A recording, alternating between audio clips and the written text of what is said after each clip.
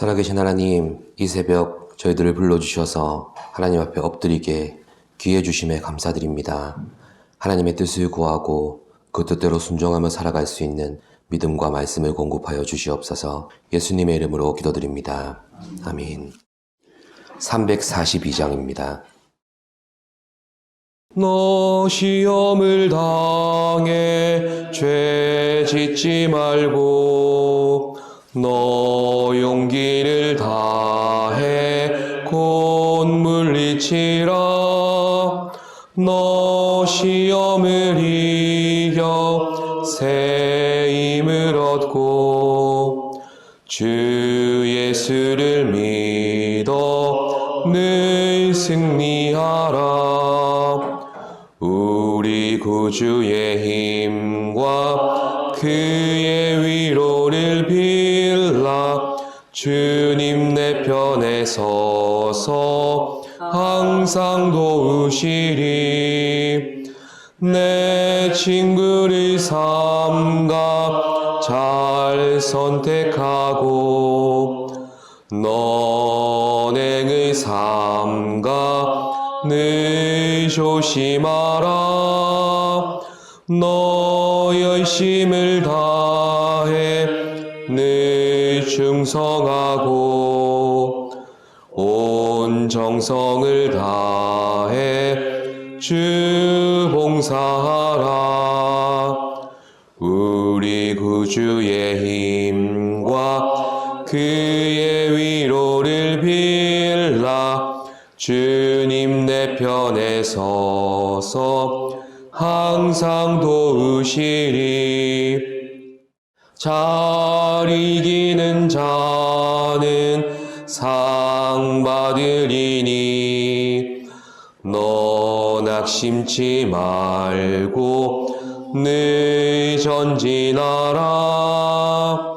내 구세주 예수 힘 주시리니 주 예수를 믿어 늘 승리하라. 우리 구주의 힘과 그의 위로를 빌라. 주님 내 편에 서서 항상 도우시리. 이 새벽 우리에게 주시는 말씀은 호세아서 4장 11절부터 12절까지 말씀입니다. 합독하시겠습니다. 음행과 묵은 포도주와 새 포도주가 마음을 빼앗느니라. 내 백성이 나무에게 묻고 그 막대기는 그들에게 고하나니 이는 그들이 음란한 마음에 미혹되어 하나님을 버리고 음행하였음이니라. 아멘. 지난 시간에는 하나님을 아는 지식을 버린 제사장들의 면모를 살펴보았습니다. 주목할 부분은 하나님의 말씀으로 백성과 하나님 사이를 중재해야 될 제사장들이 그들 스스로가 하나님을 아는 지식, 즉 말씀을 버렸다는 점입니다. 하나님의 말씀을 마음에 두기 싫어하는 그들로 인하여 하나님의 백성이 망하게 되었다고 말씀하십니다.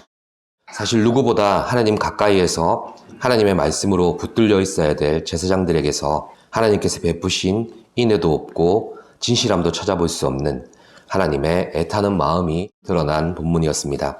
오늘은 가나안의 가증한 풍습을 따라서 우상을 숭배하는 이스라엘을 진단하시는 말씀이 이어지는데 그 시작이 음행과 묵은 포도주와 새 포도주가 마음을 빼앗느니라 이 말씀입니다. 음행과 포도주에 빠져들면 스스로 빠져나오기 힘든 상태가 됩니다. 거기다가 음행과 포도주는 짝을 이룹니다. 그들이 신전의 장기들과 육체적인 쾌락을 즐기기 위해서 마셨던 그 술을 의미합니다. 본문에서는 이 음란과 짝을 지은 포도주를 묵은 포도주와 새 포도주로 나누고 있습니다.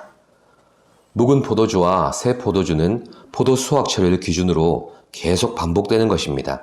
새 포도주가 자연스레 묵은 포도주가 되고 묵은 포도주가 떨어질 즈음에 새 포도주가 다시 나옵니다. 종합해보면 이스라엘이 마음을 빼앗긴 음행과 새 포도주와 묵은 포도주는 이스라엘 안에서 계속 반복되며 더 깊은 죄악으로 빠져들게 만든 원인이 되었다는 것입니다. 이 가증스러운 풍습이 바로 다산과 풍요를 기원하던 가나안 땅의 우상들에서 비롯된 것입니다. 익히 말씀드린 바처럼 가나안은 농경사회입니다. 이 사회 자체가 유목사회와는 다르게 안정적인 삶의 방식을 추구하는 그런 땅입니다. 땅이 주는 풍요로움을 맛본 이스라엘은 안타깝게도 가나안 땅이 가져다주는 풍요로움의 원인을 가나안 땅의 종교에서, 즉 우상에서 원인을 찾게 되었습니다. 가나안 땅의 우상들은 강우량과 계절의 변화 등 농사와 밀접한 관계가 있습니다. 그래서 원주민들은 우상의 신전에서 포도주에 흠뻑 취한 채로 난잡한 음행을 저질렀는데 그 음란함이 수위를 더해 갈수록 바알이 생명력을 얻어서 더 많은 비를 내린다고 믿었습니다. 그러니까 이런 음행을 통해서 얻어진 것이 다름 아닌 포도주라는 말입니다.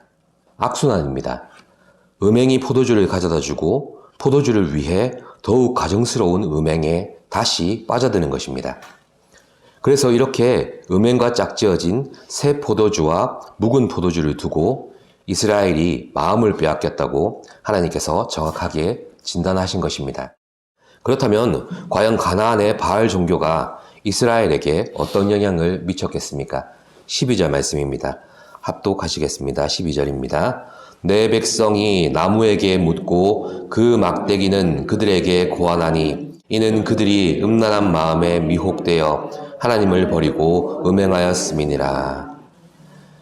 이스라엘이 나무에게 묻고 막대기가 그들에게 고한다고 말씀하고 있는데 여기서 나무와 막대기는 아마도 나무로 만든 아세라상이었을 것으로 추측합니다. 그들이 이렇게 하나님이 아닌 나무 막대기에 묻고 또 복을 빌었던 이유는 신속하고 손쉬운 해답을 얻기 위해서였습니다. 그러나 실상은 자신들이 원하는 대답을 듣기 위한 행동이었습니다. 예스만을 원했지 노우는 원치 않았던 것입니다. 그러나 하나님의 말씀은 노우가 반드시 있습니다. 죄를 지적하기까지 합니다. 우리의 요구를 거절하신다고 해서 우리가 하나님을 원망할 수도 없는 것은 완전한 것으로 응답하시고 채워주심을 또다시 우리를 통해 알게 하시기 때문입니다. 이스라엘은 자신들의 죄악이 드러나는 그 수치만을 두려워했을 뿐 그 죄악을 사하시고 용서하시는 하나님의 긍휼을 의지하지 않았던 것입니다. 우리 신앙생활 속에 하나님의 노 사인을 받을 때가 종종 있습니다. 때로는 말씀으로 거절하시고 때로는 사람을 통해서 상황을 통해서 환경을 통해서 거절하시기도 하십니다.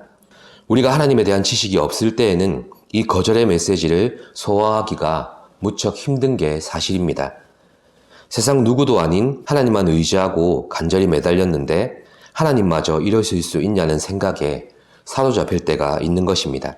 나라는 존재가 하나님께 부정당하는 것처럼 느껴지고 또 사람에게 털어놓을 수 없는 영적인 고독감에 몸서리칠 때가 있는 것입니다. 하지만 우리에게 소망을 주시는 것은 바로 그런 상황 속에서 하나님을 알게 하신다는 것입니다.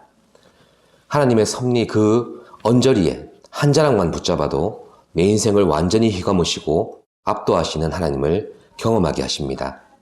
그 하나님 앞에 먼지 부스러기에 불과한 나 같은 죄인 한 사람을 위해서 아낌없이 하늘의 권세를 버리시고 십자가에 못 박히신 한없는 사랑을 누리게도 하시는 것입니다. 우리는 더 이상 나무 막대기와 같은 것으로 점쳐지는 인생이 아닙니다. 새 포도주와 묵은 포도주의 악순환을 반복하며 하나님과 세상 사이를 오고 가며 음행해서는 더더욱 안 되는 인생인 것입니다. 아무쪼록 우리 신앙과 마음속에서 반복되는 이 새 포도주와 묵은 포도주의 악순환이 하나님을 아는 시직 안에서 발견되어지기를 원합니다. 또 그 악순환 속에서 벗어나게 되는 이 기도의 시간 되시기를 기도합니다. 기도하겠습니다. 살아계신 하나님, 우리 안에 있는 이 우상들을 발견케 하심에 감사합니다. 그것들을 위하여 새 포도주와 묵은 포도주 사이를 오가며 음행을 반복하는 우리의 영적인 모습을 용서하여 주시옵소서. 세상과 하나님 사이에서 고민하며 여전히 이곳저곳을 흘깃거리는 우리의 연약함을 용서하여 주시고 다시금 믿음의 눈을 들어 하나님만 바라보며 그 하나님의 인도하심을 쫓아 나아갈 수 있는 우리가 되게 하여 주시옵소서. 감사드리며 예수님의 이름으로 기도드립니다. 아멘. 하늘에 계신 우리 아버지, 아버지의 이름을 거룩하게 하시며 아버지의 나라가 오게 하시며 아버지의 뜻이 하늘에서와 같이 땅에서도 이루어지게 하소서. 오늘 우리에게 일용할 양식을 주시고 우리가 우리에게 잘못한 사람을 용서하여 준 것 같이 우리 죄를 용서하여 주시고 우리를 시험에 빠지지 않게 하시고 악에서 구하소서. 나라와 권능과 영광이 영원히 아버지의 것입니다. 아멘.